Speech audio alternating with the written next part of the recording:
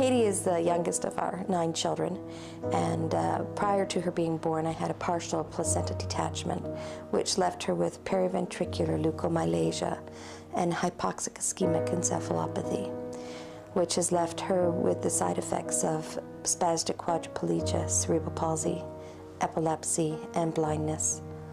So usually about every month we were into an pneumonia and in and out of hospitals for the first 3 years of her life, and then we went to having in-home oxygen on a steady basis. She was on 10 oral medications, and she was on Ventolin and Pulmicort and 1.5 to 5 liters of oxygen. We were suctioning every hour, like sometimes 20 to 40 times in an hour we would have to suction out her throat because she couldn't swallow very well. We'd hire people in to just carry her around so that I could even have a bath or I could take a nap. Katie was in liver failure, and she was about 2 hours a day she would maybe be coherent. It was like working with a comatose person. It was a real sad time around here that she couldn't survive much longer at the state that she was at. We introduced EMPower to her, and after just 2 jars of EMPower, we went from 1.5 liters of oxygen per minute to no oxygen at all. And she was more physically active, moving around more in her bed. She was more verbal.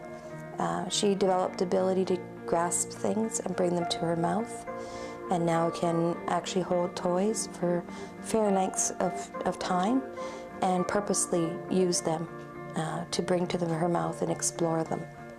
She's quite active with her hands and doing a lot more as far as neck control goes, and just sounds and alertness overall. And now she's able to stay in the standing frame just about as long as I'll keep her there.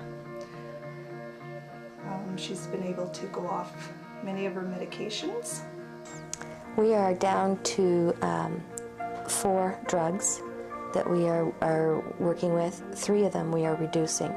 She's much easier to take places. She doesn't need her big suction machine, she doesn't need a big oxygen tank, and not only that, she's happy when she goes. She's much more alert. When I first started, she pretty much just laid in bed.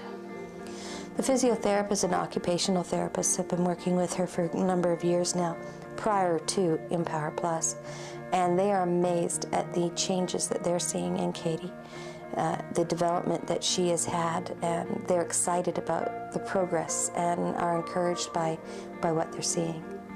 I think she's much happier, and she lets us know when she's happy, but she also lets us know when she's sad, which is a really good thing because you feel like you're interacting with someone that's more normal. We gave up on vision about age 2 because the doctor felt that Katie had no vision at all. But recently, because of the eye movement that we've been seeing since the EMPowerplus, we thought it was worth looking into again. So we have a vision consultant that's rather new to Katie, but he is very excited because he's found peripheral vision in Katie. Before, it was a big sadness to look at your child and not be able to help her, not be able to communicate with her, not be able to do much with her. And now we can smile and laugh together and play hand games together and cuddle, and we can go for walks, and she can find enjoyment in what we do. And it's been exciting because it's like having just opened up a flower and it's began to bloom because of EMPower. She's just, there's something there now that at one time there really wasn't. When you have a handicapped child, to one degree or another, the whole family becomes disabled. And you know, you have to rely upon doctors and you have to rely upon the experts. But the systems didn't help the way we thought that it would. And coming in contact with EMPowerplus, I've got to say I was skeptical at first, but over these last 2 years, watching how Katie's care has improved and seeing the changes in Katie herself, and watching the light come back into her mother's eyes. And it's all built on the simple principle of nutrition, which I can understand, that if you feed the body what the body needs, the cells can repair themselves and the body can take care of itself. We've got a long ways to go yet with Katie, but Yeah. we have hope now. Yeah. We have hope in what we're doing.